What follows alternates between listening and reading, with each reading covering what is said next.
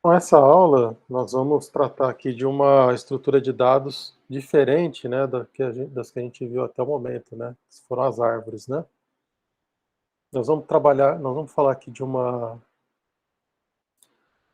na verdade, sim, de uma estrutura que permite aí realizar buscas com maior eficiência, tá? Como assim maior eficiência?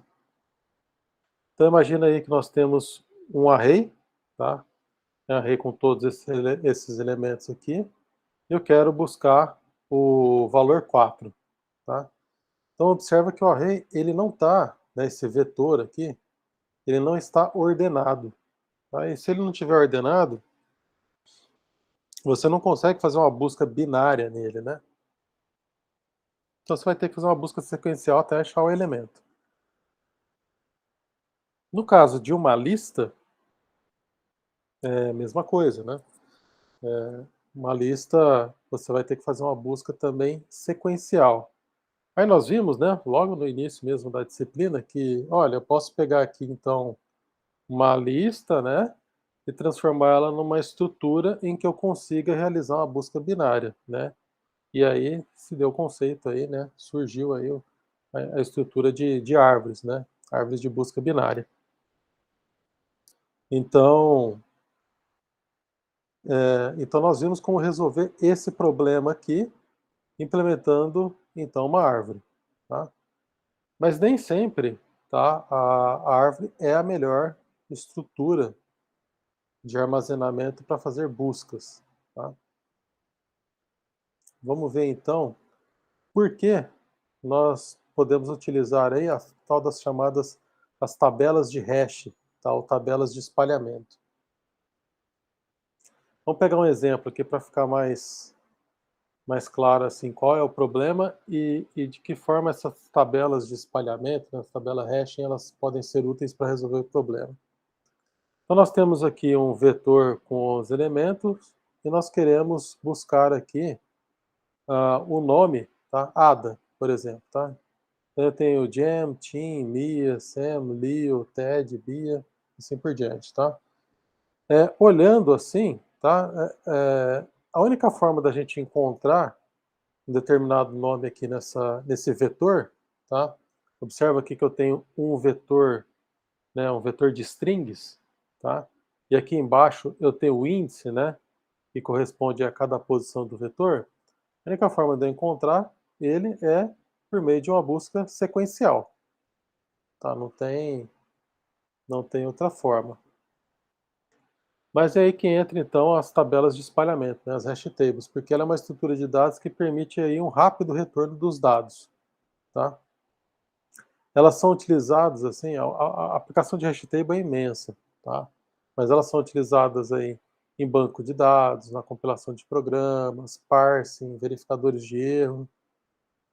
Em todo lugar que exige uma busca rápida de informações, a, o algoritmo, né, de hash table ele é utilizado, tá? Então, novamente aqui no exemplo, né, se nós queremos buscar aqui um nome nesse vetor, nós temos que encontrar de alguma forma, se nós conseguimos estabelecer uma relação entre o valor do elemento e a chave dele, tá? Essa que é a ideia aí das tabelas de hash, tá? O valor tem que estar associado aí ao índice, porque é a única forma que a gente tem de fazer uma busca aí mais rápida, tá? Então vamos lá. Então vamos considerar aqui esse vetor com os elementos. Nós desejamos buscar aqui novamente ainda, né, o nome ADA. Se já tivéssemos a chave do elemento, ou seja, se nós já tivéssemos aqui, né, aí a chave eu estou falando do índice, tá? Aqui do vetor. Nós já tivéssemos a chave, então, independente do tamanho do vetor, a minha busca, o tempo de retorno dela é 1, né? O de 1, tá? Falando em termos aí de complexidade de algoritmo, né? Porque eu já tenho a chave. Eu não tenho que sair percorrendo, né? Então a busca independe aí do tamanho do arranjo, tá? Sempre vai ser da ordem de 1. Mas a pergunta é como estabelecer uma relação, né, entre chave e valor, tá? Então, como podemos saber, então, o índice, né, que estamos procurando? No caso aqui, o 8, né? Como que nós podemos fazer isso aí? O 8 aqui, ele pode ser calculado utilizando o próprio valor, tá? No caso ADA aqui no exemplo, tá? Então a gente tem que criar aqui eh, um algoritmo, né, que associe os dois valores. Para isso, nós vamos fazer o seguinte: eu limpei aqui o vetor, tá? E como que a gente poderia fazer para inserir, tá, esses nomes aqui nesse vetor, considerando a relação que tem entre o valor e o índice desse vetor. Vamos pegar aqui, por exemplo, no caso aqui, o nome Mia, tá? Aqui está até fácil da gente ilustrar esse exemplo, porque os nomes em inglês aqui são nomes curtos, né, de 3, 4 letras aqui. Então o exemplo ele fica até bem mais simples, tá? Então, o que nós podemos fazer é o quê? É retornar, tá, para cada letra do nome, essa é uma estratégia, tá? Retornar para cada letra do nome o seu código ASCII2, tá? Então, o código ASCII2 de M é o 77, o do I em minúsculo, né, 105, do A minúsculo é o 97. O que nós podemos fazer, então, para gerar, né, para saber onde colocar esse nome Mi aqui na posição do vetor, tá? Nós podemos usar um algoritmo que ele é utilizado, inclusive, para cálculo de dígito de CPF, tá? Que é o tal do módulo 11, tá? Então, nesse caso aqui, ele se aplica porque o nosso vetor tem 11 posições, tá? Tamanho 11. Então, o que nós podemos fazer? Nós podemos somar, então, cada um dos valores, né? ASCII2 aqui, que corresponde a cada letra do nome, e dividir ele pela quantidade do arranjo, que é 11. E aí nós não pegamos o resultado da divisão, mas sim o resto da divisão. Tá? Então, se a gente dividir 279 por 11, nós vamos ter o resto 4. Então, nós utilizamos o resto da divisão para alocar, então, esse nome nessa chave, ou nesse índice vetor. Tranquilo? Tranquilo, professor. Tranquilo, né? É bem simples mesmo, tá? Então, essa é uma forma, tá? Esse é um algoritmo de hashing que nós podemos utilizar. Tem algoritmos muito mais sofisticados, porque nada impede, tá? Que usando esse algoritmo aqui, a gente tem aqui um outro nome e de repente vá para a mesma posição do vetor. Tá? Eu vou falar disso mais à frente. Então, calculamos a chave de cada elemento e fazemos a inserção no arranjo, tá? Então, cada um aqui desses elementos, né, ou seja, desses valores, está associado ao índice, a chave aqui no vetor. Então, cada elemento foi inserido no arranjo, mas dessa vez baseado em seu valor. Para sumarizar, né, a chave, então, ela é o quê? Ela é a soma dos códigos ASCII2 de cada letra, módulo, tamanho do arranjo. Então, como que a gente faria, então, para retornar aqui o nome ADA, tá? Que agora, olha só, ele não está mais lá na posição 8, né? Está na posição 9, tá? Porque o cálculo, uma vez feito, né, retorna o código ASCII do A maiúsculo, do D minúsculo, do A minúsculo, somou, dividiu, pegou o resto da divisão por 11, deu o resto 9. Tá? Então, como que nós faríamos? A gente, então, aplica aí a lógica reversa, né? Então, pego, então, né, se ADA, né, é uma string, né, o que eu tenho que fazer? Eu tenho que fazer um split aqui dessa string, né? Pegar cada um dos caracteres dessa string e calcular e retornar o código ASCII2 dela. Tá? Faz a soma, tira o módulo 11, encontrei o resto da divisão, é a posição 9, passo o 9 então como parâmetro, né, para o arranjo, né, para o vetor, e ele já traz aqui para mim o nome. Tá? É assim que é feito.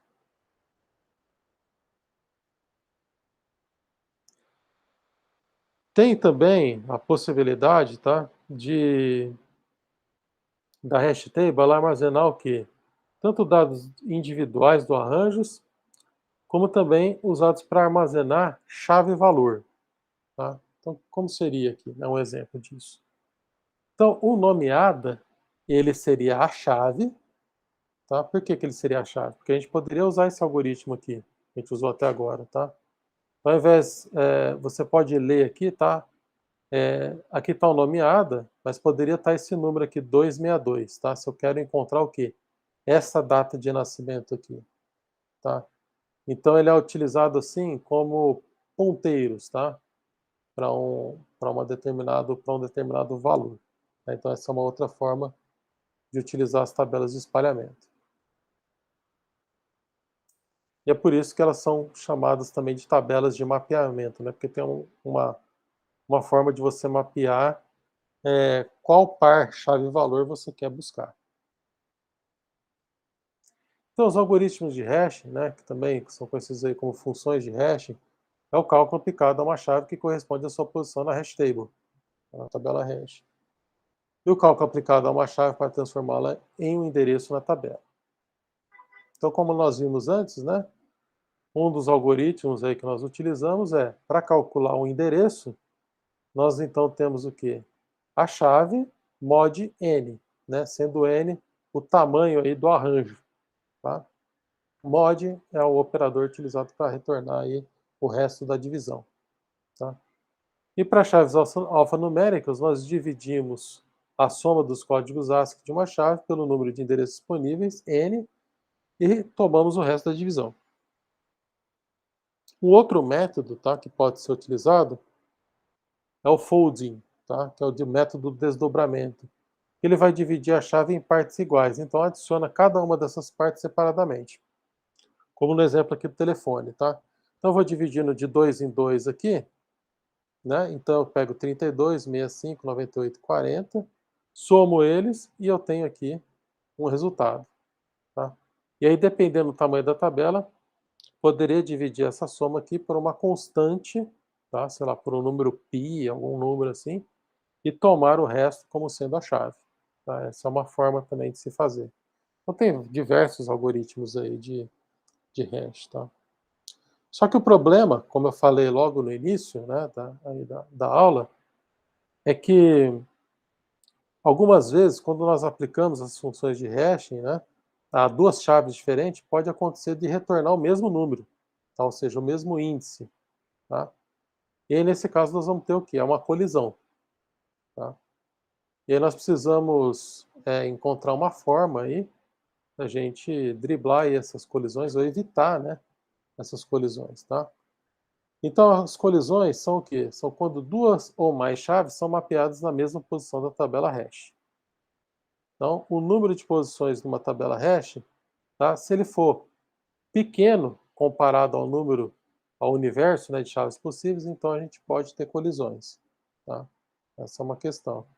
E a maioria das funções de hash usadas na prática mapeiam várias chaves na mesma posição da tabela de hash. Tá? Aí nós vamos ver que existem aí, outras formas aí de implementar a tabela hash que não só apenas por meio de arranjos, tá? Mas também a gente pode implementar aí por meio de listas. Então, os problemas da hashing é encontrar uma função de hash que distribua as chaves de modo uniforme que minimize o número de colisões e resolver essas colisões, caso elas sejam encontradas. E aí nós temos aí algumas formas aí, então, de resolver esse problema de colisão, tá? Uma das formas é o endereçamento aberto. Tá? Então, no endereçamento aberto, quando uma nova chave ela é mapeada para uma posição que já foi ocupada, uma nova posição é indicada para essa chave. Tá? Como assim uma nova posição? Tá, vamos voltar aqui no exemplo. Tá? Vamos imaginar, tá, que eu calculei aqui uma chave, né, para um outro nome. Tá? Sei lá, nome José aqui. Tá? E o José é, teve uma colisão com alguém aqui, tá? Por exemplo, teve colisão aqui com o Ada, tá? É uma forma da gente resolver essa colisão é incrementar mais um nessa chave, e aí a gente aloca o espaço seguinte aí do arranjo. Tá? Então essa é uma forma. É isso que é o endereçamento aberto. Tá? Então a nova chave é incrementada até que uma posição vazia seja encontrada. Tá? Termo em inglês aqui, linear probing. Então vamos preencher o arranjo novamente, mas dessa vez com outro conjunto de dados. Tá? Então peguei MIA, coloquei aqui, soma 279, o resto é 4, aloquei MIA aqui. Estou indo muito rápido? Tá tranquilo? Tá, vamos lá. Então aloquei MIA aqui, né, na posição 4. Deixa eu ver se a minha conexão não caiu, porque às vezes eu fico falando sozinho aqui. Ah, professor, acabei caindo aqui. Ah, você acabou caindo, tudo bem. Se eu estiver indo muito rápido aí, você pode interromper, tá, Ronaldo? Sem dúvida que tiver. Então aqui eu estou mostrando aqui um exemplo, tá? Em que nós vamos inserir novamente aqui nomes, tá? Nesse arranjo. E vamos ver se nessa inserção ocorre aí alguma colisão, tá? Então peguei o nome Mia, calculei aqui o hash dela, a posição é 4, tá aqui. Pego o próximo, o TIM, faço a mesma coisa. Pego o código ASCII aí de cada letra, né, do nome TIM, fiz a soma, o resto é 1. Aloco o TIM aqui em 1. Peguei o BIA, né, fiz a mesma coisa, e ele está lá na posição 0. Peguei a Zoe, mesma coisa, calculei o resto, né, da divisão, posição 5. Até aí tudo tranquilo, bonitinho. Peguei a Sul, né, aí a Sul, o resto deu 4, colidiu com a Mia. Porque, né, quer dizer, 4 então mesmo, tanto para a Sul quanto para a Mia. O que a gente faz nesse caso, então? Tá? Então, se a posição 4 aqui no caso já está ocupada, nós iremos para a próxima posição que também está ocupada, que no caso é a 5.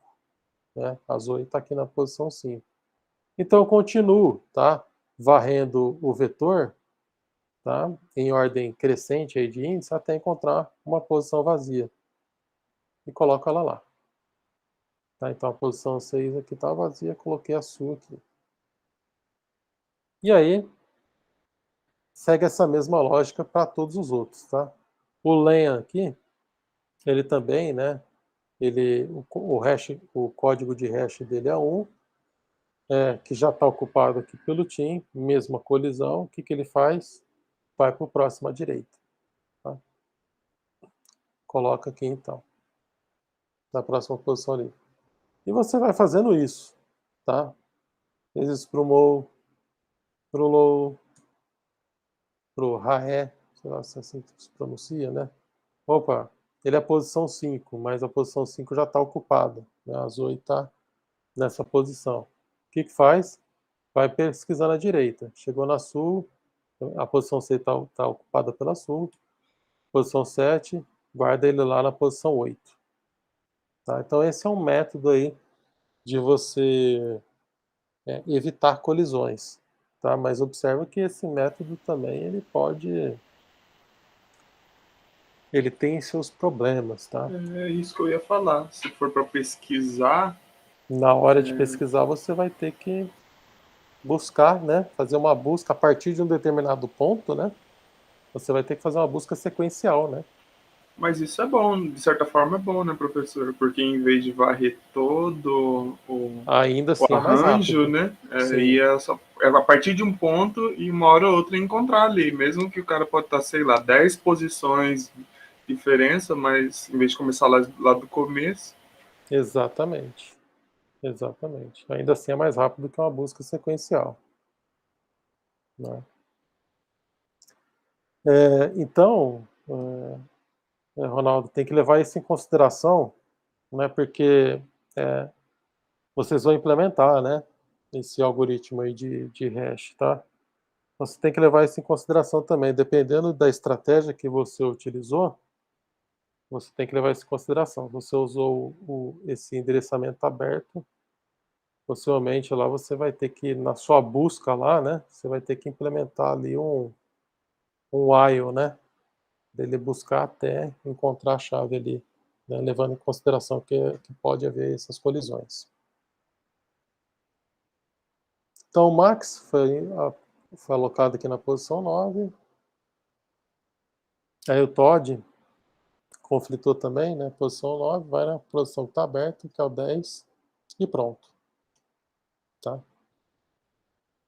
Então, resolver um problema de colisão colocando um item é uma posição diferente do que a sua chave, né? Calculado por uma função de hash, é conhecido como endereçamento aberto, porque qualquer outra posição pode estar livre em aberto.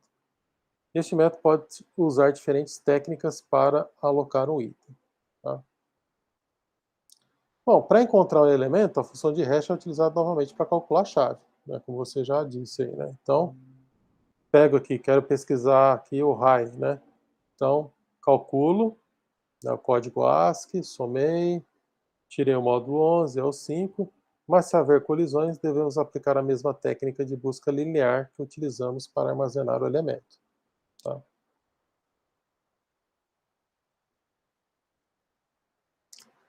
Aí é o seguinte, tá? Quanto mais elementos tiver na tabela de hash, maior a probabilidade de colisão, claro, né? E aí tem uma forma de contornar esse problema. Aliás, existem duas formas, tá? Uma delas é você aumentar, então, o tamanho desse arranjo, né, ou dessa estrutura. Tá? Essa é uma forma. Então, você aumenta o tamanho dele. E a isso nós chamamos aí do fator de carregamento, né? Ou seja, nós temos aqui um número total de itens armazenados dividido pelo tamanho do array. Tá? Então, no melhor caso, quando o elemento é armazenado conforme o cálculo da função de hash, o tempo de busca é constante. Tá? Então, como a gente falou lá no início, quero buscar aqui, sei lá, a Mia. Tá? É 4. Pum. Tá? Já no pior caso, é a busca linear, né? Então, se eu quero encontrar aqui, sei lá, o max, né? E o max seria na posição 4, eu vou ter que realizar uma busca linear até encontrar o max. Então, esse é o pior caso. Outra técnica também, isso aqui ficou claro, tá? Aqui uma forma de você, então, né, de você evitar, né, esse número aí de colisões é você aumentar, né, o tamanho da hash, tá?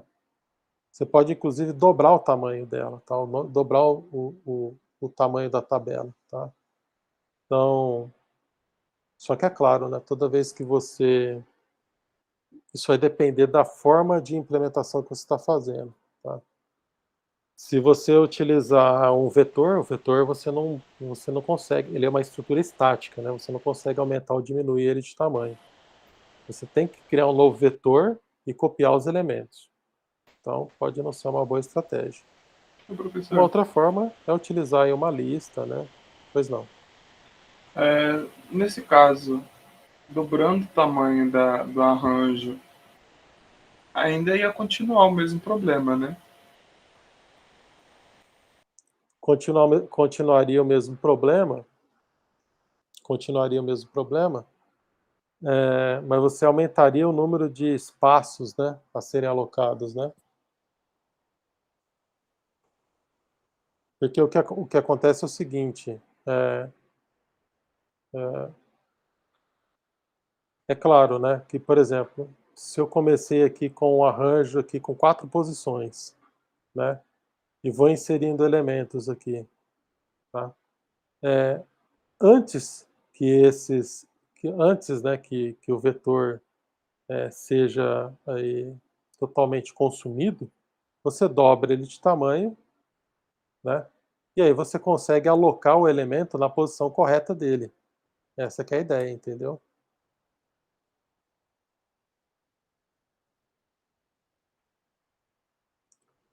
E nós vamos mostrar também uma outra forma de implementar, que é assim, utilizando mais uma estrutura auxiliar, tá?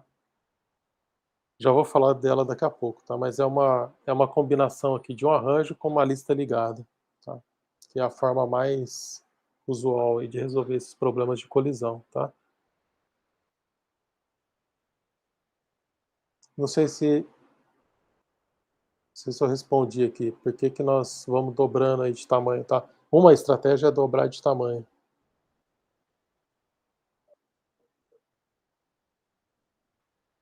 Não, professor, tá tranquilo. Você respondeu sim. Endereçamento fechado. Então, no endereçamento fechado, a posição de inserção não muda, tá? Então é diferente agora. Agora eu não vou mais incrementar lá a chave de 1, tá? Então a posição ali não muda. Logo, todos os elementos eles devem ser inseridos na mesma posição. Tá? E como que nós fazemos isso? Nós vamos criar uma lista ligada para cada uma dessas posições. Tá? É uma implementação mais complexa, mas ela pode ser a mais eficiente. Tá? Então, é uma combinação aí de duas estruturas.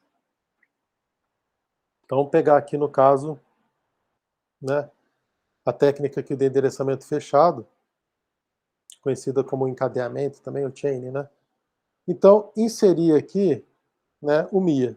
Tá? MIA, o resto é 4. O que eu faço? Ao invés de eu inserir aí o valor diretamente em MIA, o que eu faço é um ponteiro, né, apontando o quê? Para uma lista. Tá? Então, nessa mesma posição aqui, eu posso ter Mia, João, José, Maria, assim por diante. Tá? Ao invés de eu espalhar ela lateralmente, né, eu vou espalhar ela em profundidade. Essa é a ideia. Tá? Da colisão, do endereçamento fechado.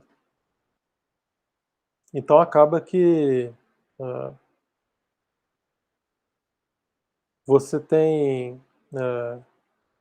você evita aquele problema de você não alocar um elemento em uma posição errada. Claro que você, eventualmente, se você tiver uma lista enorme aqui, né, você vai ter uma busca sequencial aqui dentro dessa lista. Tá? Esse é o efeito colateral dessa abordagem. Tá? Mas, assim, toda tabela de hash ela tem aí um efeito colateral. Tá? Você sempre vai ter aí o melhor caso e o pior caso. Tá? Não tem jeito. Mas também não tem muito assim como... por mais que você seja criativo aí, né, em criar uma função de hash, sempre vai haver possibilidade de colisão, sempre. Tá? Aí eu recomendo depois dar uma pesquisada, por exemplo, na linguagem Java, acredito que no Python também, C Sharp, você já tem lá uma estrutura de dados chamada de hash table. Tá? E normalmente na documentação aí, eles citam lá o que é o melhor caso, o que é o pior caso. Tá? Por conta disso, né? Por conta, assim, inevitavelmente você vai ter colisões. Uma forma de você resolver isso aí é por meio aí do endereçamento fechado. Ela acaba sendo aí uma das melhores formas, tá? Então eu vou fazendo isso, né? Eu utilizo essa estratégia, né? Estratégia anterior para todos os elementos, tá? Então eu inseri o TIM, inseri a SU, e a SU seria na mesma posição de MIA. Então o que eu tenho agora? Ponteiros, né? 4 aponta para MIA, MIA aponta para SU. Tá? E SU tem um ponteiro para apontar para o próximo. Tá? E nós vamos fazendo isso. Tá? Então, para encontrar, por exemplo, aqui o RAE, né, o RAI, nós calculamos a chave como antes, e para localizar o elemento, então fazemos uma varredura na lista ligada para encontrar o que está buscando. E é claro, né, como eu já falei antes, essa varredura na lista ela tem um custo computacional, porque é uma busca sequencial que você vai fazer ali. Então, dependendo do fator de carregamento do arranjo, a melhor forma é utilizar a abordagem anterior. Tá? Então, vai depender aqui, né, desse fator aqui de carregamento, tá? Que é o número total de itens armazenados dividido pelo tamanho do arranjo. Tá? Ou seja, quanto maior esse fator de carregamento, mais a ideia é você dobrar mesmo, né, o tamanho do vetor para você diminuir esse fator de carregamento. Tá?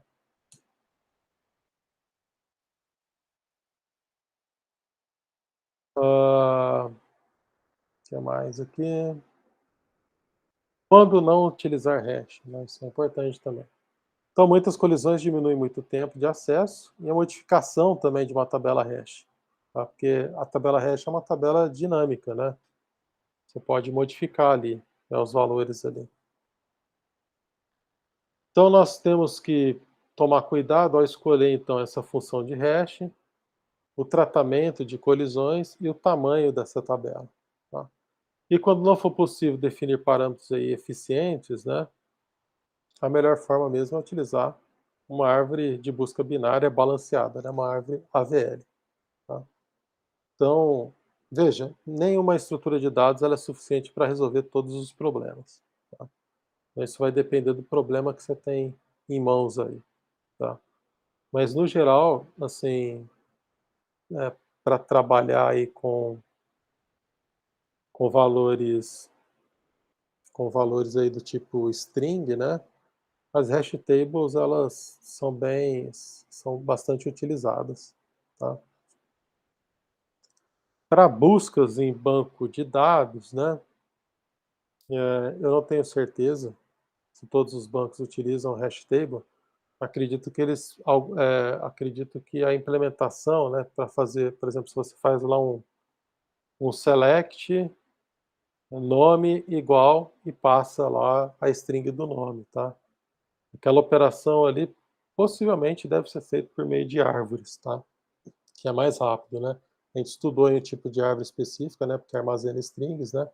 Que é a tree, ela possivelmente ela é mais rápida do que você ter aqui essas funções de hash, tá? Então vai depender aí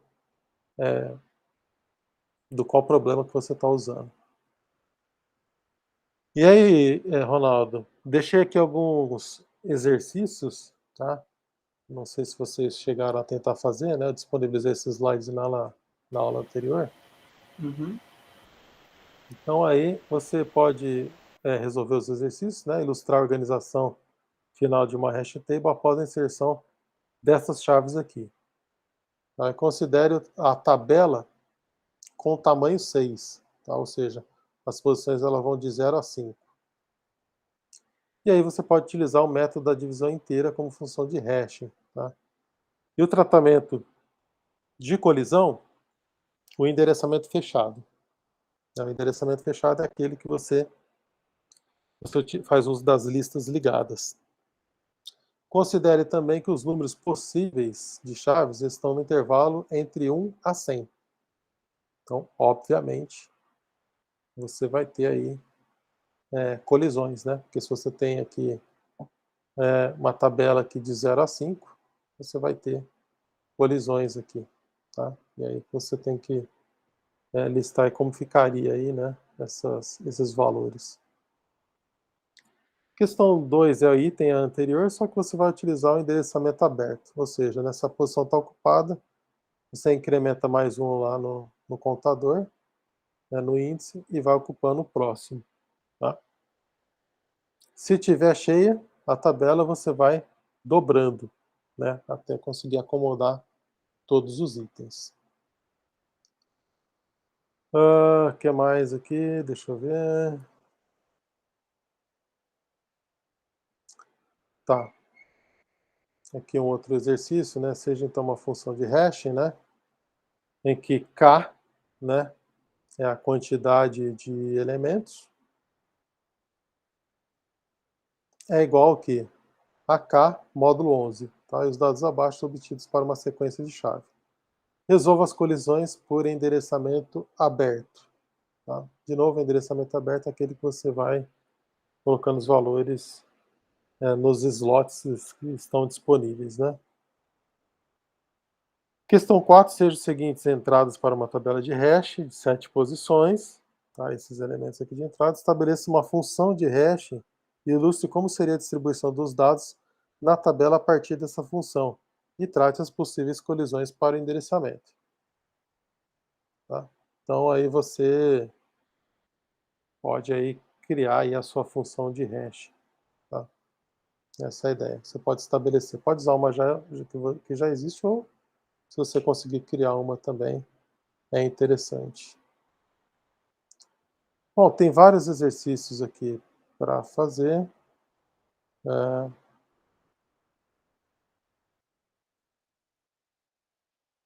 Eu coloquei aqui algumas soluções. E aí eu falei do trabalho, né, na aula anterior, né?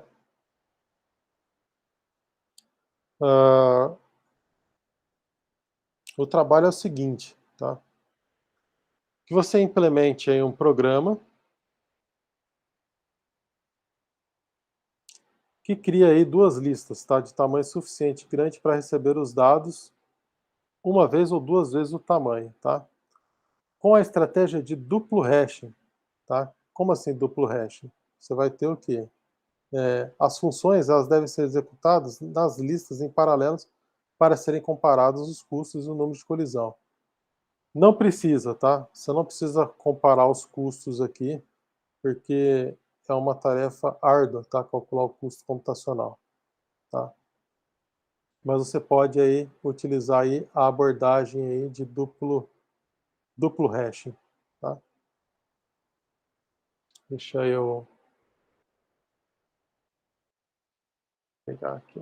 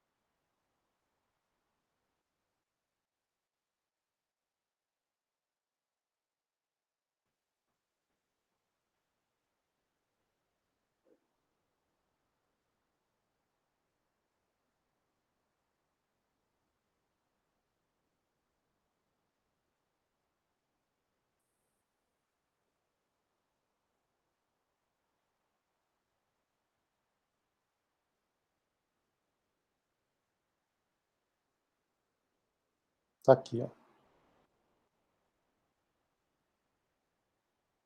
Deixa eu voltar aqui, né? Senão estou raciocinando aqui e não estou te explicando.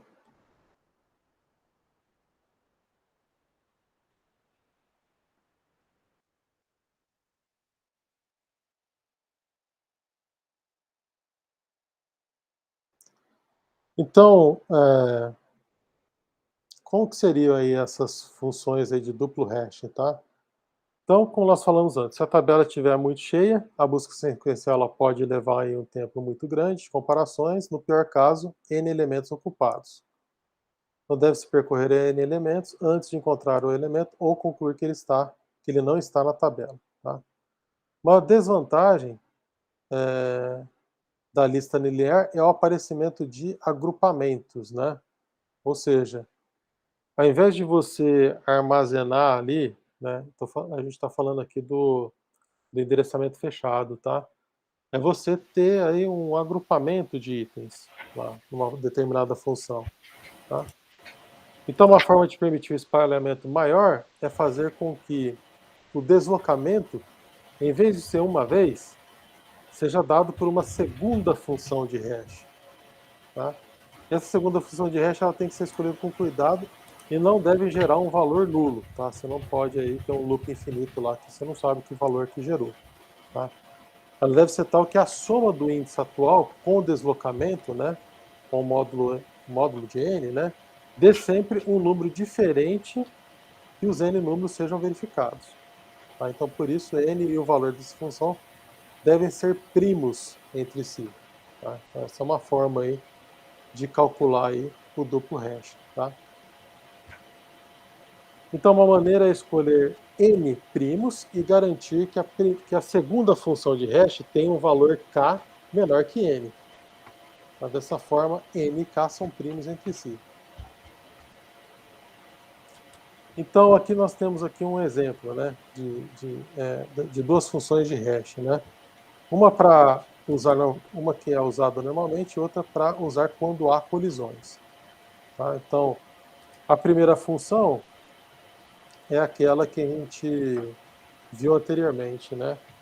Então, dado um valor, né, um valor x, calculo o módulo dele, né, baseado em n, né, n sendo o tamanho de posições lá do arranjo ou da estrutura, que vai ser igual a um valor. Tá? A função 2 aqui, ela é o quê? X módulo n menos 1 mais 1. Tá? E ela só vai ser utilizada quando existir colisões. Tá? Então, para calcular o primeiro índice, usa-se C1, né? E para calcular o segundo índice, se houver colisões, usa-se o quê? C1 mais C2 módulo N. Para calcular o terceiro índice, se também houver colisão, usa-se o quê? C1 mais 2 vezes C2 módulo N e depois C1 mais 3 vezes C2 módulo N, etc. Tá? Então, essa é uma forma aí de calcular o duplo hash. Não é a única, tá? Tem diversas formas aí de calcular o duplo hash. Eu vou subir esse material aqui para fazer o trabalho. Mas, Ronaldo, no momento, para a gente entender melhor, né, o cálculo de hash, recomendo que faça lá os exercícios, tá? E aí, quando começar a implementar o trabalho, deixa eu voltar aqui para o trabalho, explicar ele novamente aqui.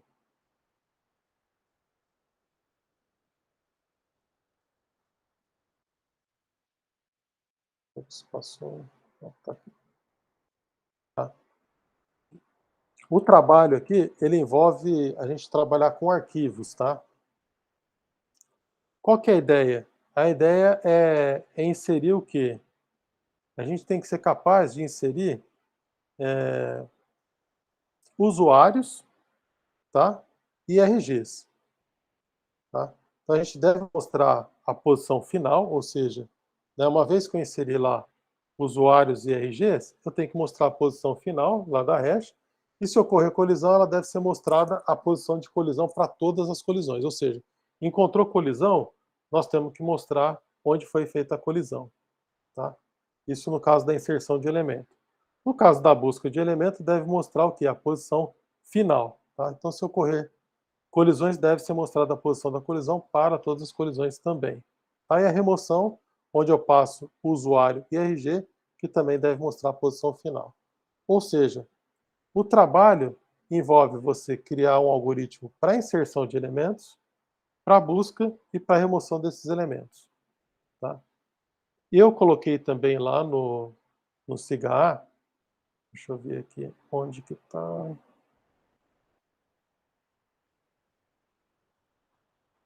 Eu coloquei lá alguns arquivos, tá? Arquivos de diferentes tamanhos para você testar lá as colisões.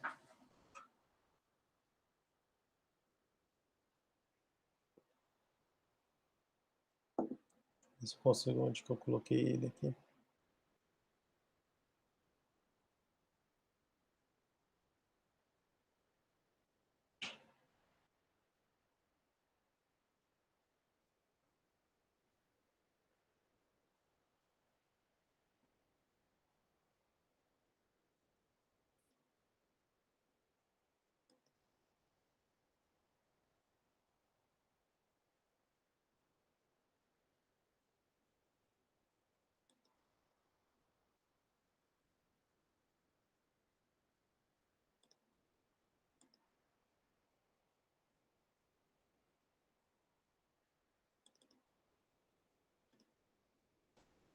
Não lembro onde eu coloquei no computador. Aqui, já achei.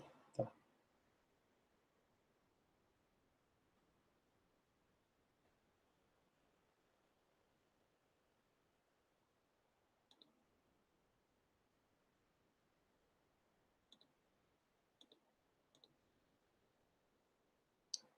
Deixa eu abrir ele aqui.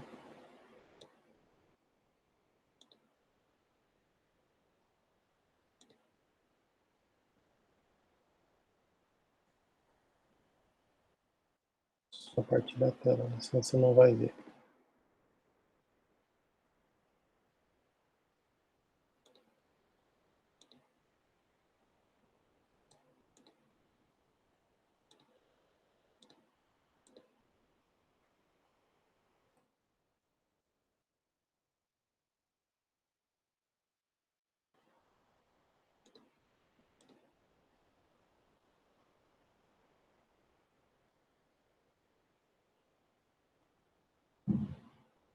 Está conseguindo ver o arquivo?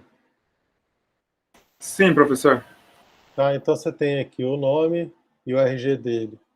Tá? Então, Marcos, RG, Paulo, RG, e assim por diante, tá?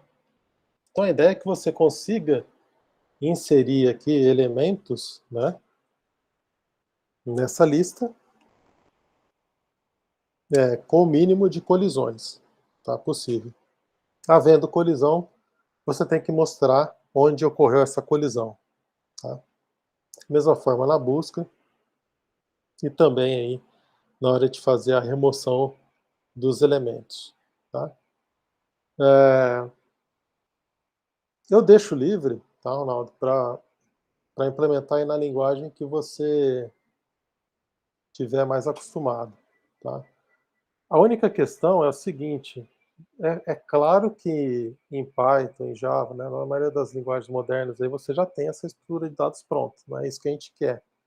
Eu quero que você implemente a sua própria hash table, tá? Essa é a ideia. E aí, Beleza, né, professor. tá? Então, assim, minha sugestão de início, assim, tenta implementar um protótipo bem simples, assim, de criar uma hash table em C, tá? Para você ter ah, uma ideia, assim, tá? Do que é a implementação. Ah,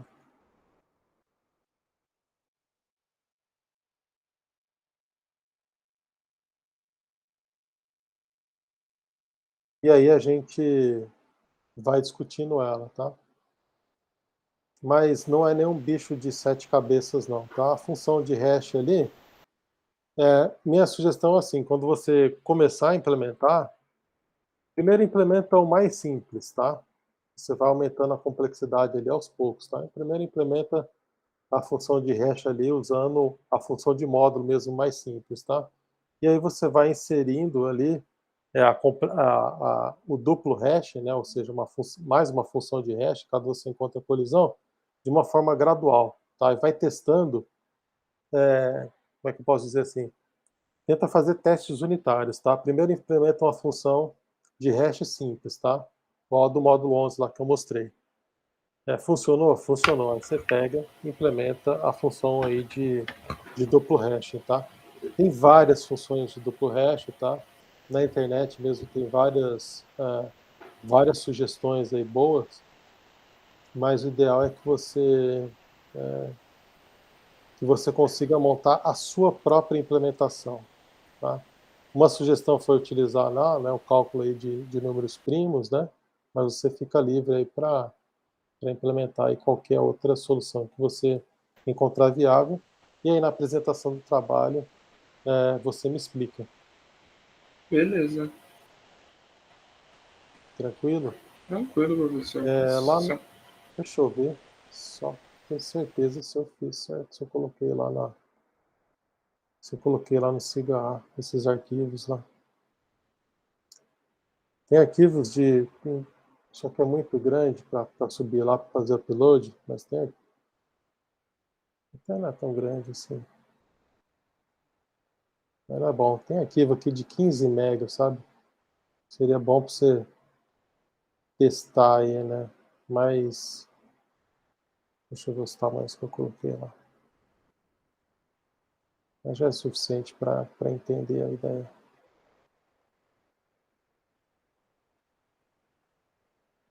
Parar aqui a gravação do vídeo, senão vai ficar muito longo o negócio.